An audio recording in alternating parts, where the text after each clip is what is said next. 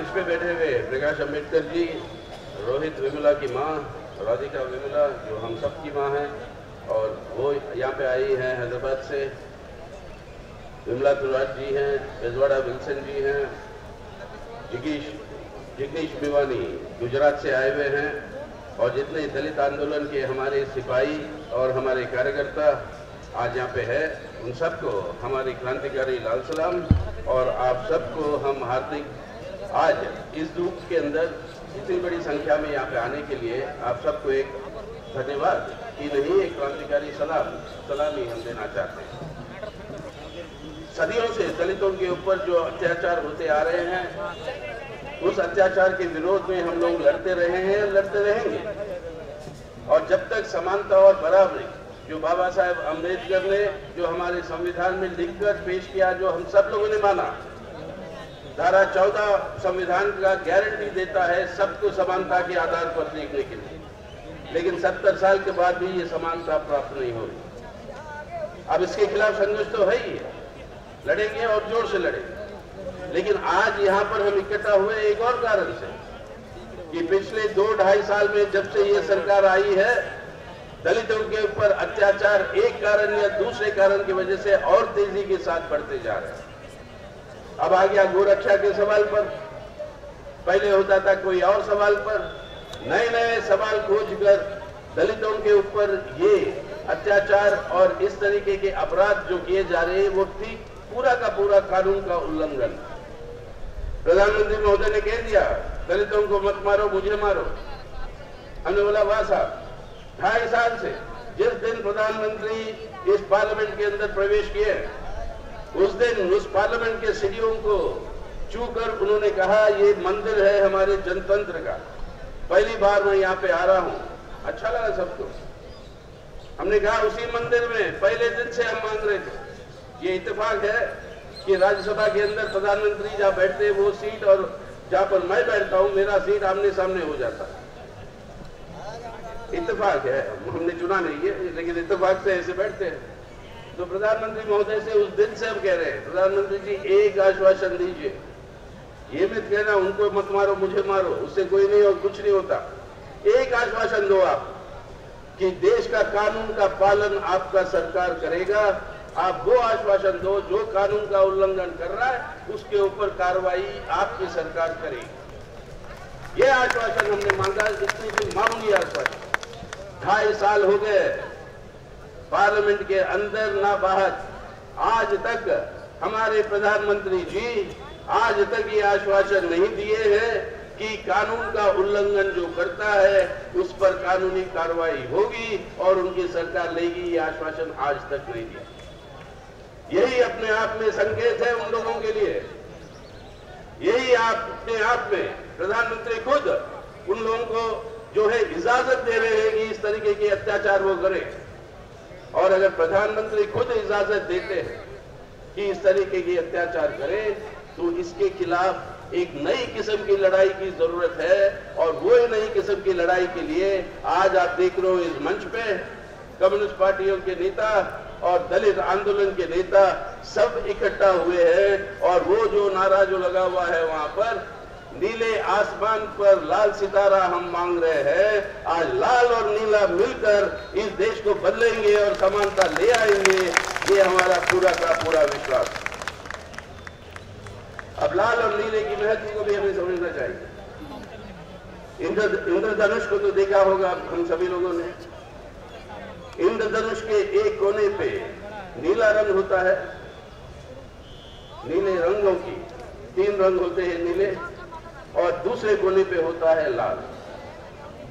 पूरी प्रकृति की, इस ब्रह्मांड की, इस संसार की जितने भी रंग है वो रंग नीले और लाल के बीच में सटे हुए हैं।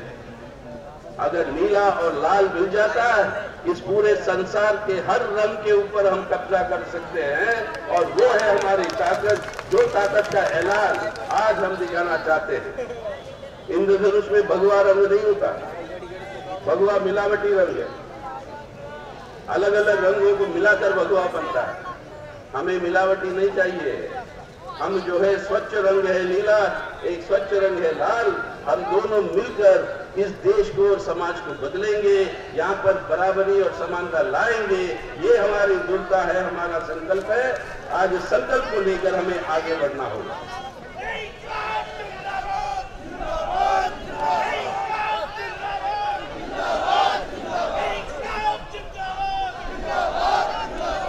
यही नारा जो सुन के एक बात याद आ गई, जो आज बहुत ही प्रासंगिक है, इंकलाब जिंदाबाद।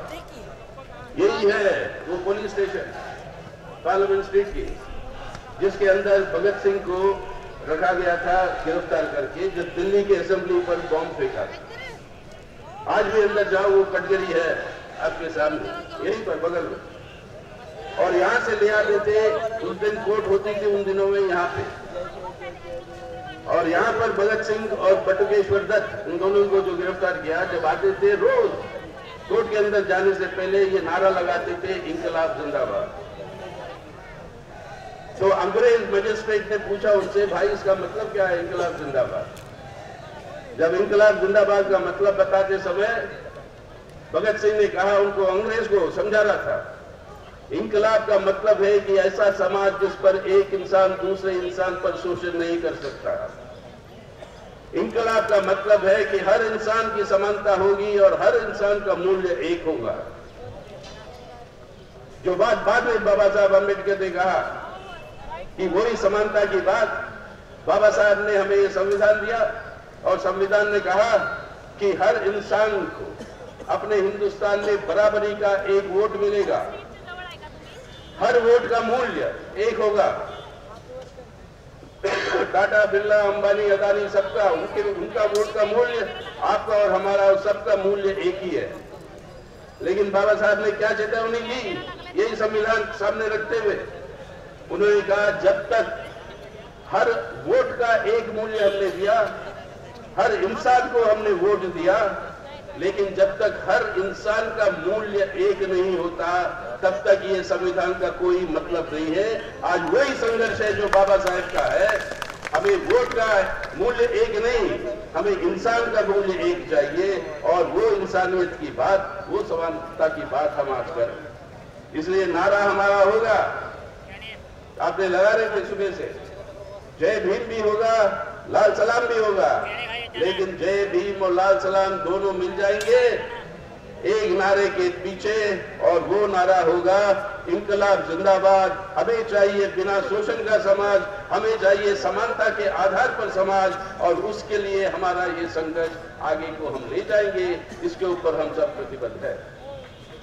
और यही बात जो आपके प्रस्ताव में पेश किया गया, हम लोगों ने सब ये तय किया कि आने वाले दिनों में इसी तरीके से आज दिल्ली में जो शुरुआत हुई, ये शुरुआत हर राज्यों के राजधानियों में इसी तरीके से होगी, और उसके बाद फिर वापस आएंगे हम दिल्ली में, जब संसद मिल रहा होगा संसद भवन में, उस संसद के सामने दबाव डालने सरकार के ऊपर कि ये समानता तो अगर लागू करना है तो आप बंद करिए ये काम जो दलितों से आप करवा रहे हो। आज बंद करिए ये सफाई कर्मचारियों का काम, बंद करिए जो आप मरे हुए जो आपके पशु है उसके चमड़े उतारने का काम।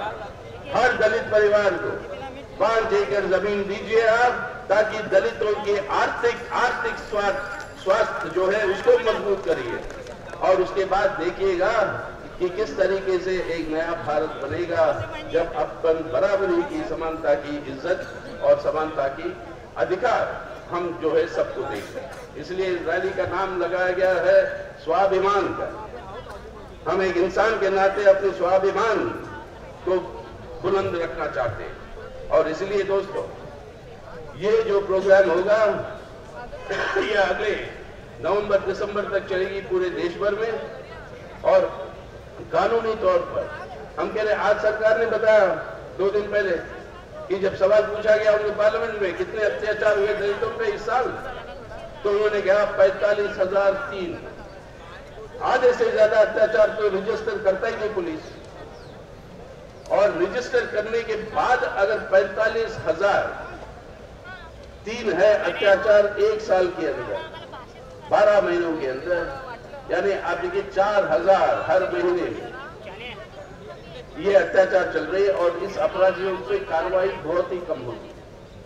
कानून का पालन हो, कानून को लागू करिए और इस समानता के लिए, स्वाभिमान के लिए हम आगे को लड़ेंगे। इसलिए दोस्तों, ये तो अभी ये अंगड़ाई है, आप सब तैयार रहने की जरूरत है हम सबको। अभी तो ये अंगड़ाई है, आगे और लड़ाई होगी और ये आगे की लड़ाई हम दिसंबर के पार्लियामेंट के जो शीतकाल का जो सत्र होगा तब तक इसको हम ले जाएंगे आगे को और उसके आधार पर दबाव डालेंगे। ये मोदी सरकार हमारी बात को मानकर कानून को लागू करेगी, अपराधियों को सजा देगी और दलितों के लिए आर्थिक व्यवस्था करेगी ताकि उनकी आर्थिक क्षमता बढ़े। ये काम अगर मोदी सरकार करेगी तो ठीक, अगर नहीं करेगी तो हमें तैयार होना पड़ेगा। 2019 में जब चुनाव आएंगे, बाबा साहब का ये हथियार इस्तेमाल करके इस सरकार को हटाना पड़ेगा और समानता को लाना पड़ेगा। उसके लिए हम सबको लड़ना। तो ये हमारी आप सबसे यही हमारी अपील है। आइए आने वाले दिनों में इसको और तेज और बुलंद करें हमारे संघर्ष को। और इसलिए नारा जो हम देंगे वो यही है, आप साथ साथ लगाइएगा। अभी तो ये अंगड़ाई है, अभी तो ये अंगड़ाई है, आगे और लड़ाई है। अभी तो ये अंगड़ाई है, आगे और लड़ाई है। और हम कहेंगे जय भीम लाल सलाम, आप कहिएगा इंकलाब जिंदाबाद। जय भीम लाल सलाम, इंकलाब जिंदाबाद। जय भीम लाल सलाम, इंकलाब जिंदाबाद। जय भीम लाल सलाम, इंकलाब जिंदाबाद।